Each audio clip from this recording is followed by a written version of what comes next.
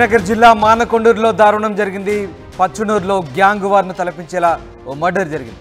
Rowdy sheeter Gopu Prashanth రెడ్డిని స్నేహితులతో కలిసి అతి కిరాతకంగా చంపాడు మరో రౌడీ షీటర్ నన్ననేని రమేష్. హత్యకు ముందు ఇద్దరి మధ్య ఫోన్ సంభాషణ జరిగింది. ఆ ఆడియో కాల్ వైరల్గా మారింది. ఛాలెంజ్ చేసి మరి ప్రశాంత్ రెడ్డిని చంపాడు రమేష్ ప్రశాంత్ మధ్య భూ వివాదం కొనసాగుతుంది. 15 రోజులుగా ఇద్దరి మధ్య గొడవలు సాగుతున్నాయి. రమేష్ కంటపడకుండా రహస్య ప్రాంతంలో తలదాచుకున్నాడు ప్రశాంత్.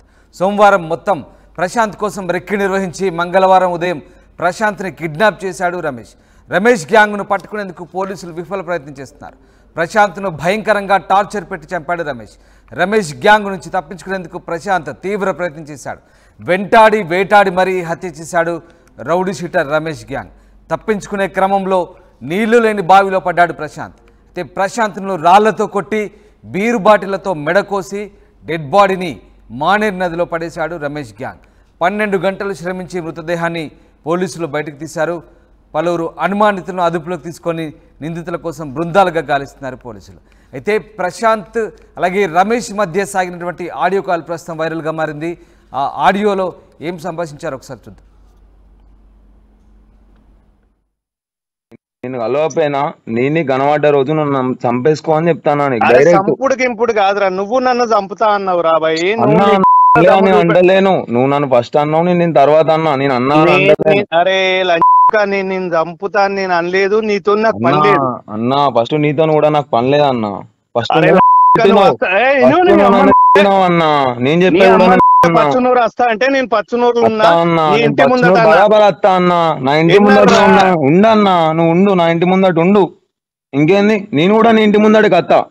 ఓకేనా? నువ్వు ఎన్నడతో చెప్పంటా అన్నా, బరాబర్ వస్తా నీ ఇంటి ముందటికి. ఇంకేంది, నువ్వు నా ఇంటి టైం చెప్పురా. టైం ఎందుకు చెప్తా అన్నా? నువ్వు నాకు ఎప్పొచ్చినావా? ఇప్పుడు నా ఇంటికి నువ్వు ఎప్పొచ్చినావా? నిన్న చెప్తేనే వచ్చిండ్రా. నువ్వు గోదావరికన్ రా FCI అంటే వచ్చి 100 సార్లు ఫోన్ చేసా. విఠలనార్ రా అంటే విఠలనార్ వచ్చిన నీ అమ్మ అక్కడ ఉన్నా. ఇంకో మాట కూడా చెప్పిన అన్న, నాకు తెలియక వచ్చిన అది అని కూడా చెప్పిన. అన్న నన్ను కొట్టవలసిన అవసరం ఏందని, నీకు గాశంకర్ ఆయనకి ఏం అవసరం? కొడితే వెంకటేష్ అన్న కొట్టాలి. సరే నువ్వు అంటాను గాశంకర్ నా తమ్ముడు అని వచ్చిన అంటాను. ఆ రోజు గాశంకర్ లేడు, ఆ అన్నున్నాడు, వెంకటేష్ అన్నున్నాడు. నేను బీకినప్పుడు వెంకటేష్ అన్న సరే మీరు అందరు ఒకటి కావచ్చు, నేను అది కూడా చెప్తాను. నేను నా తప్పు ఉందా మరల్లా ఉంటే గుద్దలు అన్నా. నేను అందులో ఒక్కడిని నా ఒక్కడిని కొడతావు అన్న. నువ్వు 20 మందిని కొట్టాలని అమ్ముంటే అర్థమవుతుందా? నిన్న అంటలేను నేను నిన్న అన్నట్టు నువ్వు చంపేస్తావు. నన్ను తలుచుకుంటే నా చుట్టుపక్కల ఉన్న వాళ్ళని కూడా చంపేస్తావు. నీకు అంతా ఉంది, నీకు అంతా సర్కిల్ ఉన్నాయి, నీకు 1000 మంది ఉన్నారు. కాకపోతే నేనేమంటానో తెలుసా, నేను కూడా పిచ్చిలా నేను కూడా పెట్టుకుంటా, బరాబర్ పెట్టుకుంటా. ఎందుకంటే నా తప్పు లేదు. నా తప్పు ఉంటే నువ్వు నన్ను దేనికంటే దానికి నీ దగ్గరకు వచ్చి నేను నిలబడి నా తలకా తీసుకుంటా డైరెక్ట్. నువ్వు వేడికి రమ్మంటే నాకు అవన్నీ పాత విషయాలు వద్దు. చెప్పు, నువ్వు ఇప్పుడు ఒప్పుకోలే శివ, విడిచిపెట్టేసే వాళ్ళు దొరికిన రోజు నేను చూసుకుంటా, ప్రశాంత్ గారిని చంపేస్తా. సంథింగ్ ఏదో అయితే అన్నావు కదా, అన్నావు కాబట్టి నేను నీకు ఫోన్ చేసిన కదా. నువ్వు ఏ పాటి చంపుతావు అనే కదా నేను నీకు ఇప్పుడు ఫోన్ చేసింది. నువ్వు ఉన్న దగ్గరికి నేను వస్తా అన్నా అంటే అర్థం చేసుకో. నువ్వు ఉన్న దగ్గరికి నేను వస్తా అన్నా. మళ్ళా అన్నా నేను చెప్పేది నువ్వు ఇంట్లో తిట్టి నన్ను రెచ్చగొడమని చూడకు. నేను మళ్ళా నేను చెప్పే అన్నా నువ్వు కరెక్ట్, నిజంగా నువ్వు అదే అయితే నువ్వు అట్లా మాట్లాడవు అన్నా. నువ్వు అట్లా మాట్లాడవు. అరే ప్రశాంత్ గా నువ్వు నాకు ఫోన్ చేయకు ఇంకొకసారి అన్నా. నీకు బరాబర్ ఫోన్ చేస్తే అర్థం అవుతుందా? అరే నువ్వు నాకు ఇప్పుడు ఫోన్ చేసింది నువ్వు. అరే నువ్వు ఇవ్వరు దాకా వస్తానా అంటే వెయిట్ చేస్తాను. అచ్చుడే బరాబర్ అచ్చుడే నీ దగ్గరికి వింటున్నావా? అరే నువ్వు ఒక్కనికే మీ అయ్యకు ఉడితే నా అయ్యకు నేను బరాబర్ ఉట్టినా. నువ్వన్నా బతకాలే, నేనన్నా బతకాలే, చూసుకుందాం. అర్థమవుతుందా? నీ పచ్చినూరు ఇంట్లో కాదు, నువ్వు ఏ నన్ను నీ దిక్కున కాడుండు. నువ్వు ఎక్కడ నన్ను ఉండు, 2 తెలుగు రాష్ట్రాలలో కాదు మొత్తం భారతదేశంలో ఎక్కడ నన్ను ఉండు. నీతో నేను పెట్టుకుంటా. భారతదేశంలో ఎక్కడ నన్ను ఉంటా నీ ఒక్కని కోసం.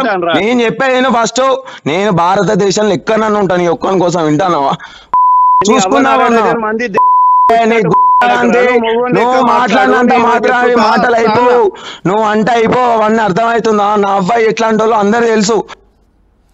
మానకొండూరు పచ్చనూరులో గ్యాంగ్ వార్ను తలపించేలా మర్డర్ సాగింది. రౌడీ షీటర్ గోపు ప్రశాంత్ రెడ్డిని స్నేహితులతో కలిసి అతి కిరాతకంగా చంపాడు మరో రౌడీ షీటర్ నన్నవేణి రమేష్. హత్యకు ముందు ఇద్దరి మధ్య జరిగిన ఫోన్ సంభాషణ మీరు విన్నారు. వైరల్గా మారింది ఈ ఆడియో కాల్. ఛాలెంజ్ చేసి మరి ప్రశాంత్ రెడ్డిని చంపాడు రమేష్. రమేష్ ప్రశాంత్ మధ్య భూ వివాదం కొనసాగుతుంది. 15 రోజులుగా ఇద్దరి మధ్య గొడవలు సాగుతున్నాయి. రమేష్ కంటపడకుండా రహస్య ప్రాంతంలో ప్రశాంత్ తలదాచుకున్నప్పటికీ వెంటపడి వేటాడి మరీ అతి కిరాతకంగా హత్య చేశాడు రమేష్. ఈ వార్తను కేవలం వార్తగానే చూపించే ప్రయత్నం చేస్తున్నాం, మిమ్మల్ని అప్రమత్తం చేసే ప్రయత్నం చేస్తున్నాం. రైట్, మా ప్రతినిధి చంద్రశేఖర్ లైవ్లో జాయిన్ అవుతున్నారు. చంద్రశేఖర్, మానకొండూరులో జరిగిన ఈ హత్యకు సంబంధించిన అప్డేట్స్ ఏంటి? అత్యంత కిరాతకంగా ప్రశాంత్ను మరొక రౌడీ షీటర్ రమేష్ చంపిన వైన సంబంధించి స్థానికంగా ఎట్లాంటి చర్చ సాగుతుంది? ప్రసాద్, కరీంనగర్ జిల్లా మానకొండూరు మండలం పచ్చునూరుకు సంబంధించినటువంటి రెండు వర్గాల మధ్య గత కొంతకాలం నుంచి కూడా గ్యాంగ్ వార్ నడుస్తుంది. ఓ భూ వివాదానికి సంబంధించి ఒకరి పైన ఒకరు పై చేయి సాధించాలనే ఉద్దేశంతో వీరు పావులు కలుపుతున్నారు. ఇందులో భాగంగా ఒకరినొకరు హెచ్చరికలు జారీ చేస్తున్నారు.